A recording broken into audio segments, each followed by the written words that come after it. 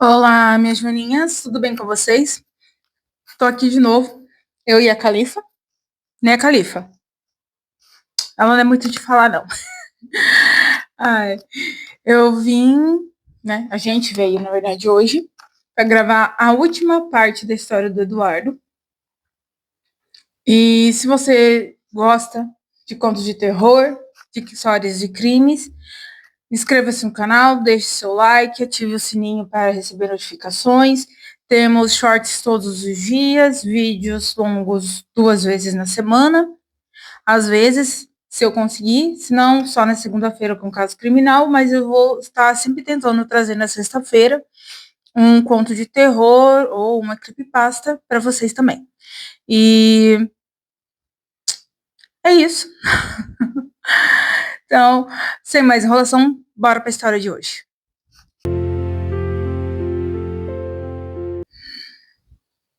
Carolina encarava o espelho da sala.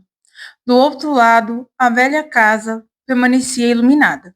O verdadeiro Eduardo estava parado na porta, com a boca costurada e os olhos cheios de desespero. Sem pensar 2 vezes, Carolina tocou a superfície escura.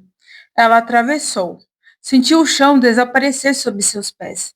Quando abriu os olhos, estava novamente diante da casa no fim da estrada. Mas algo era diferente. O céu não existia. Acima dela havia apenas escuridão. Milhares de portas flutuavam no vazio, e atrás de cada uma delas ecoavam gritos. A casa havia crescido. Agora parecia um mundo inteiro. Ao entrar, Carolina encontrou corredores intermináveis. Nas paredes haviam espelhos, centenas deles. Dentro de cada espelho existia uma pessoa presa: homens, mulheres, crianças, todas observando em silêncio, todos esperando. Então ela encontrou Eduardo, o verdadeiro, preso atrás de um vidro negro. Seu rosto estava envelhecido, como se décadas tivessem passado naquele lugar. Você não devia ter vindo. Eu vim te buscar. Eduardo abaixou a cabeça. Não há saída. Nesse momento, uma voz ecoou pela casa. A mesma voz que havia guiado tudo desde o começo.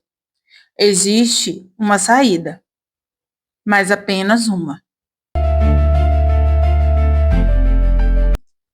A voz conduziu Carolina até o centro da construção. Ali havia uma gigantesca sala circular. No meio dela existia o primeiro espelho, muito maior que todos os outros. Sua moldura era feita de raízes negras. Atrás do vidro, uma criatura observava. Não possuía rosto, não possuía forma. Mudava constantemente. Era como se fosse feita de milhares de reflexos misturados. A entidade sorriu. Eu sou o primeiro morador. Você criou tudo isso? Não. Eu apenas fui o primeiro a olhar. A criatura revelou a verdade. Séculos atrás, aquele espelho havia surgido naquela floresta. Qualquer pessoa que olhasse profundamente para ele via seus medos, arrependimentos e desejos. E com o tempo, o reflexo aprendia, crescia, até substituir o original. A casa nasceu depois, criada para alimentar a entidade. Carolina percebeu algo. Todos os espelhos da casa estavam ligados ao primeiro, como raízes ligadas a uma árvore. Se o primeiro espelho fosse destruído, tudo terminaria. Mas havia um preço. Alguém deveria permanecer preso do outro lado para sempre.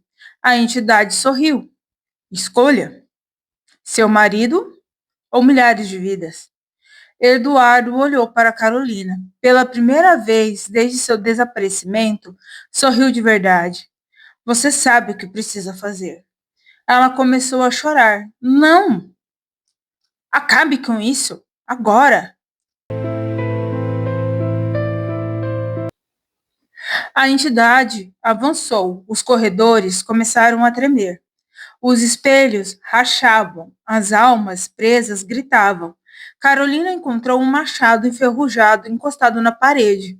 correu. A criatura tentou impedi-la. Reflexos surgiam de todos os lados, mas ela continuou.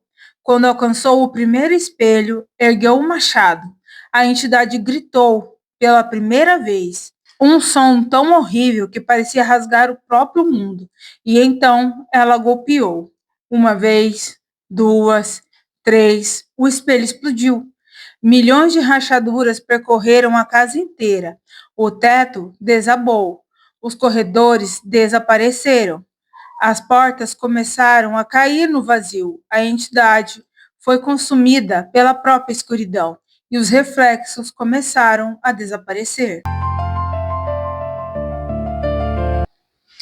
Carolina acordou na floresta. Era manhã.